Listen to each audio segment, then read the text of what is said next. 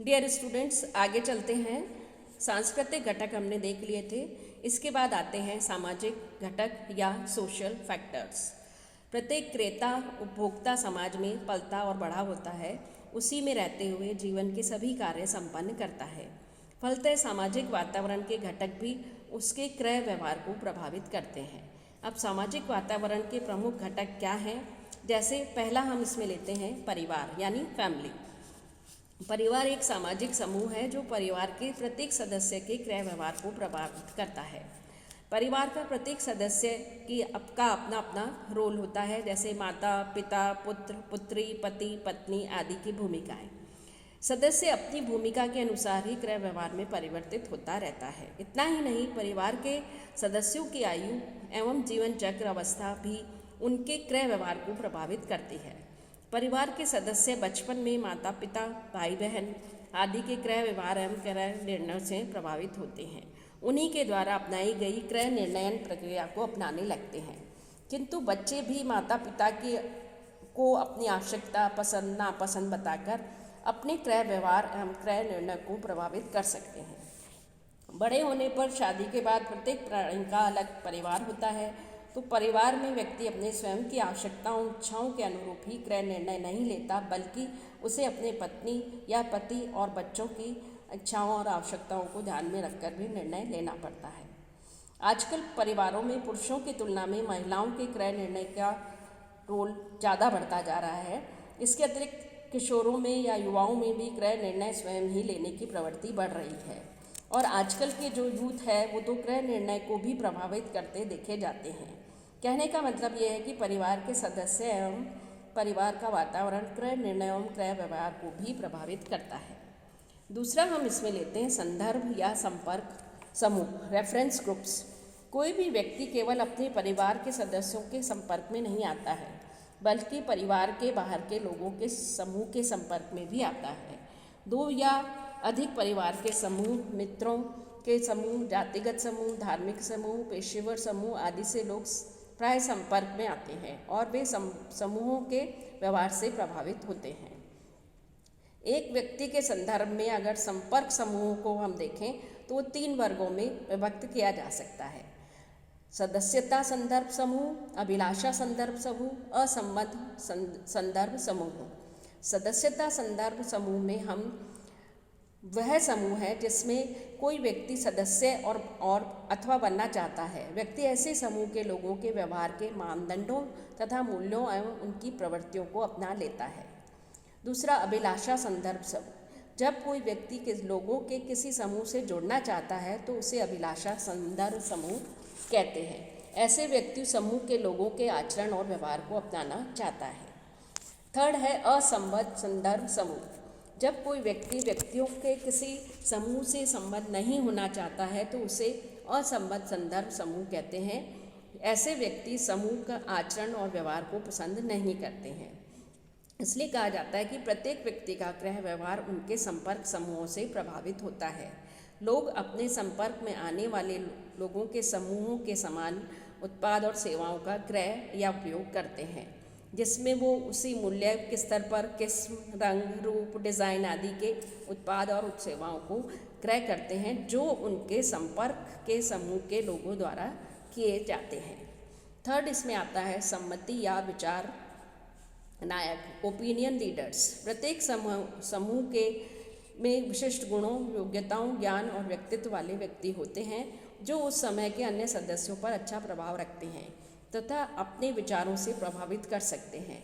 ऐसे व्यक्तियों को संपत्ति विचार नायक के नाम से जाना जाता है। ऐसे व्यक्ति जब किसी उत्पाद का उपयोग करते हैं तो उस उत्पाद के संबंध में कोई राय प्रकट करते हैं तो समूह के लोग उससे प्रभावित होते हैं। वे उस नायक के विश्वास और पसंद नापसंद व्यवहार को ही अपनाने लगते हैं। फोर्थ इसमें आता है सामाजिक वर्ग या जातीय समूह। क्रेताओं का क्रय व्यवहार उनके सामाजिक वर्ग तथा जातीय समूह से भी प्रभावित होता है। सामाजिक वर्ग समाज के अपेक्षाकृत स्थिर एवं मान्य वर्ग है। किसी एक ही वर्ग लोगों के जीवन मूल्यों, जीवन शैली, व्यवहार, रीति रिवाज आदि में समानता पाई जाती है।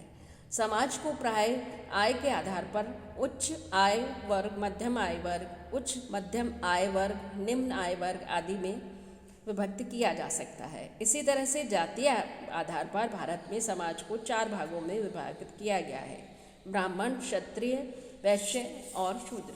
तो सभी प्रत्येक व्यक्ति सामाजिक वर्ग या जातीय वर्ग उस क्रय को प्रभावित करता है। समाज वर्ग के खान पान, रहन सहन, रीति रिवाज सभी में भिन्नता पाई जाती है, जिसके कारण क्रय किए जाने वाले खाद्य पदार्थों, कपड़ों, घरेलू साज सामान, उपकरण, फर्नीचर आदि में अंतर होता है।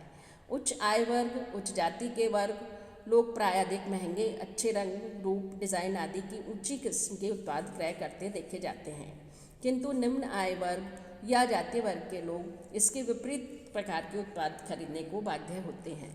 इस प्रकार स्पष्ट है कि लोगों का सामाजिक और जातीय वर्ग भी उनके क्रय व्यवहार को प्रभावित करता है। लास्ट इसमें 6 जो घटक आता है वो है सूचना एवं जानकारी घटक, इंफॉर्मेशन नॉलेज फैक्टर्स।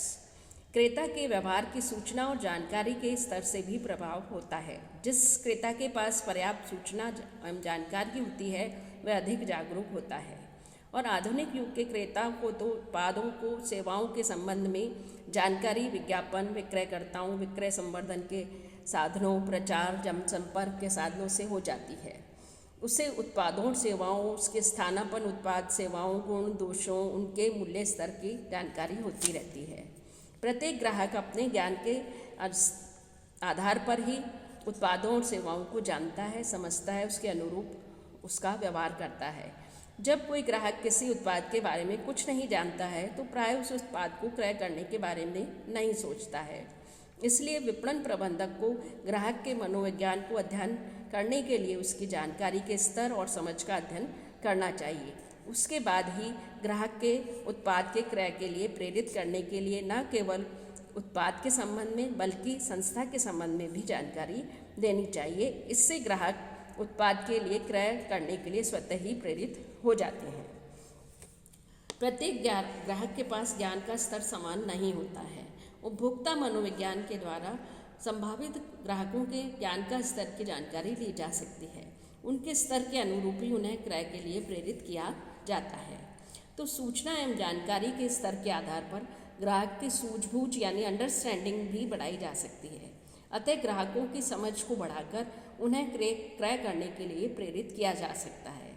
इस हेतु विज्ञापन एवं विक्रय संवर्धन कार्यक्रमों तथा विक्रयकर्ताओं के प्रयासों से ग्राहकों की उत्पाद के संबंध में जानकारी बढ़ानी चाहिए, जिससे कि वो तत्काल उसे खरीदने के लिए प्रेरित हो सकते हैं। फॉर एग्जाम्पल, एक गृहिणी को वॉशिंग मशीन की जानकारी है किंतु वास्तविक कार्य प्रणाली के संबंध में उसे ज्ञान नहीं है या समझ नहीं है तो वो उसे नहीं खरीदेगी।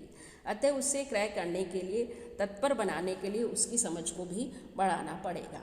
तो इस तरह से हमने ये देखा कि ऐसे कौन से फैक्टर्स हैं जिनके कारण कि हम क्रेताओं की जो व्यवहार का अध्ययन कर सकते हैं और उसके अकॉर्डिंग अपनी जो है स्ट्रेटजी या विधि को अपनाया जा सकता है।